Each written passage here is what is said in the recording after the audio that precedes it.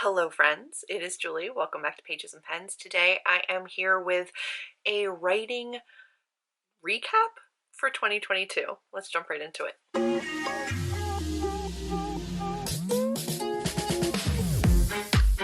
So if you've been following me for any amount of time here, you know that every year I write a lot.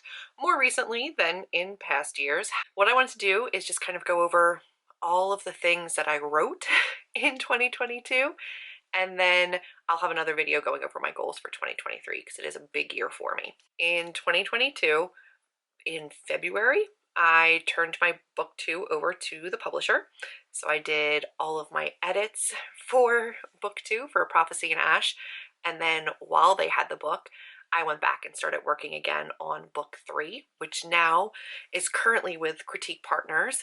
Today is the 21st of December, so I'm starting right around that same cycle of being able to get it back and then get it over to Atmosphere at the beginning of 2023. So cross fingers, I'm right on track for all of that in terms of going forward with that series.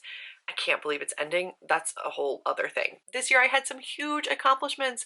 In the beginning of the year, I signed my contract and sent A Prophecy and Ash over to the publisher. I was able to work with Melanie again over at Unplugged for an exclusive book box of A Prophecy and Ash, where we offered not just that, but A Curse and Ash, and we're able to do the whole exclusive package all over again with my candles. They're right back there. They're so beautiful. I was able to work with Main Point Books, my local indie bookstore, to offer signed books for my readers. I went to my first ever book signing this year at Cupboard Maker Books in Enola, Pennsylvania. It was amazing. It was Romance Bookstore Day, or Bookstore Romance Day. One or the other, it doesn't matter. It was so cool to be involved and be invited and be a part of that. It was a magical experience. My book is painted in their bathroom. You guys, my spine of my book is painted in their bathroom, and I've never been happier. So 2022 was a really big year. I felt like debuting in 2021 was really difficult because a lot of things weren't open, or I wasn't comfortable doing certain things like book signings or release parties, things like that. So this year was my first time really being able to get out and meet readers face to face, talk to bookstores, go into bookstores. I've had to go into Main Point a few times now to sign books.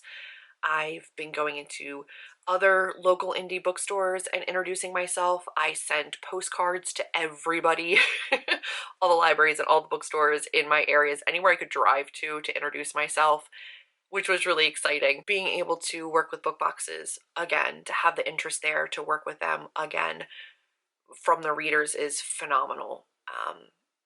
I'm very, very lucky to have the friends and the readers that I do. I'm so happy that A Curse and Ash and A Prophecy and Ash have found their readers. Very proud of my series and my characters and my books. And I'm excited to see where 2023 takes me with the end of the series. It's nerve-wracking, but in a really exciting way. So yeah, 2022 was, a book 2 situation. And as much as it should have been maybe old hat, it wasn't. Publishing a second book of a series was nothing like publishing the first book. The marketing strategy was completely different. The ARC team was completely different. Like, a lot of things changed between book 1 and book 2. A lot of industry things had to happen. Like, I had to recognize that book 2 will typically sell worse than a book 1.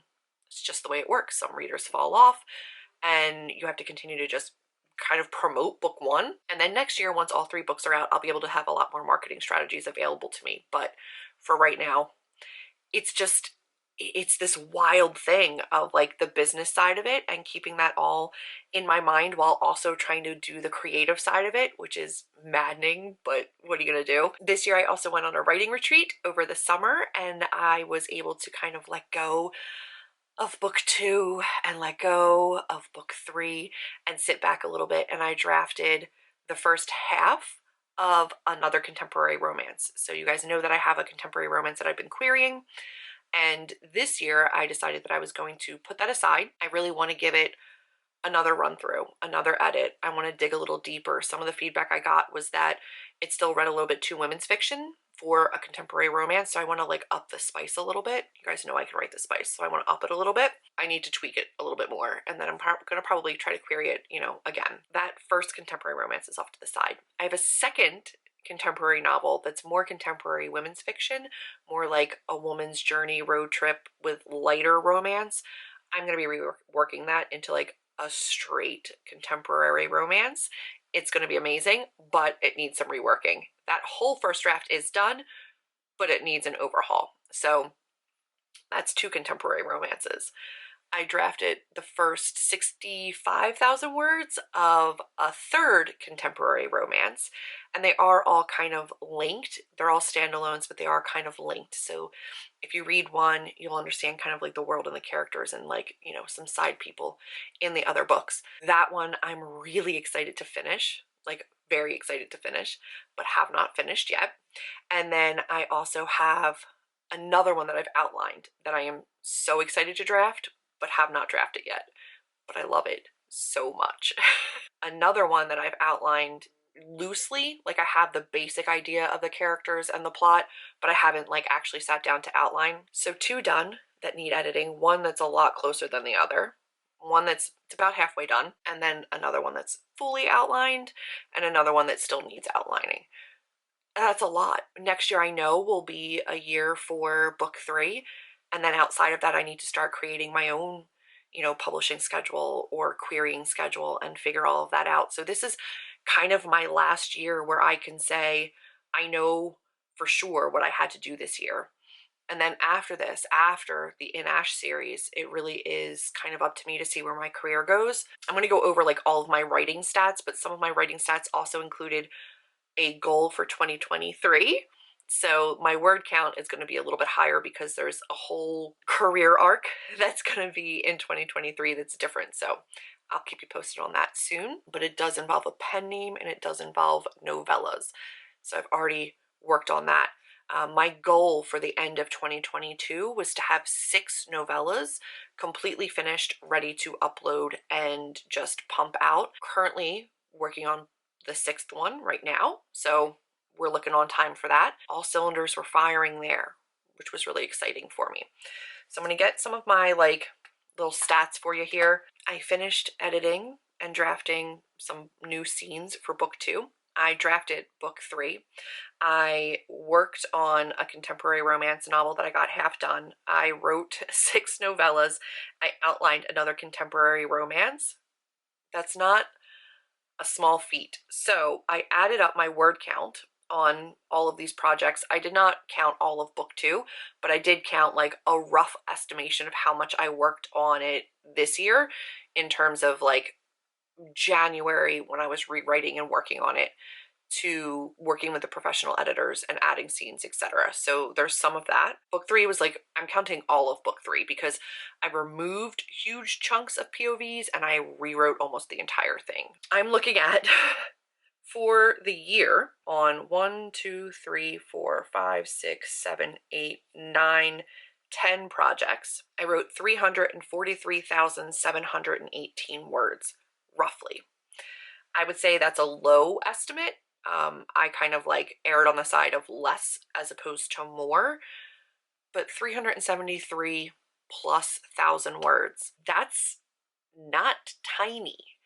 It's a lot of words. It's a lot of writing. And I know that going forward, it's going to be just as much. That's my goal, is to continue along this trajectory. I'm really excited about where 2023 takes me and the kind of writing that I can get done. We're going to have to wait and see. I think if anything, I'm most proud this year of being able to finish a trilogy in a way that feels authentic and real and amazing for me. Of course, you guys won't see that for a little while, but I'm really, really proud of it. Really in all of the fact that I got another book box for the exclusive editions, that I'm able to run up to my local indie bookstore and sign books for you guys. I'm excited that I also have the availability to purchase directly from me, and I can, you know, personally wrap and wax seal and package up your books, and you can get them directly from me as well, which is amazing. I will be opening that quarterly, so pay attention. In January, I will put the form back up on my website, and that is for A Curse in Ash, A Prophecy in Ash, and Shoot Down the Windy Bird, which is my collection of flash fiction and poetry. I have all of that like in stock here in my house, and then I'll just ship those out. I don't say this often, and I don't often sit with my accomplishments, and I don't often acknowledge my accomplishments, it makes me a little bit uncomfortable, but I'm trying to get better about sitting in that space and acknowledging how much I've done. And for me, seeing that word count, seeing 10 projects, seeing the way that I've grown since A Curse and Ash, it's really amazing to me. So, I mean, humble brag time. I'm really, really proud of everything that I've done. I'm proud of the community that I'm building here on YouTube, not just in the booktube realm, but the authortube realm and my writing sprints. I love seeing everybody in my writing sprints. It has been really, really fulfilling for me. It's also been the year where the Writers Hive got their own channel, and I'm able to still cultivate more followers over there from a writing perspective and try to aid people along their journey over there with some advice and some experience sharing, which has been amazing. I've had a really good year. There have, of course, been personal ups and downs and career ups and downs, but genuinely, I've been so thrilled with the way that this year played out from a career perspective, from being able to look at myself. And I mean, even last year, I was definitively saying I was an author. That's not questionable. Being able to see how much I can push myself and see the amount of projects that I have kind of all balancing at the same time, along with marketing, along with networking. It's really inspiring for me to know that I'm capable of all of that and that I can go into 2023 confident in my ability to do these things because I've already done them, and confident in my ability to grow and adapt because I've already done a lot of that this year as well. It's been a great year. It's been hectic and busy and overwhelming at times. I've doubted myself, of course I have, but each time I did, I kept going. And I think, you know, my word count and my output and my productivity and the books that I have to show for it speak for themselves. I'm really, really happy that I've been able to overcome the things that I have to be able to continue to do what I love. That's it. This is a weird video, but that's a lot to accomplish in a year. And I'm really, really proud of it. So thank you for being here. Thank you for being a part of it.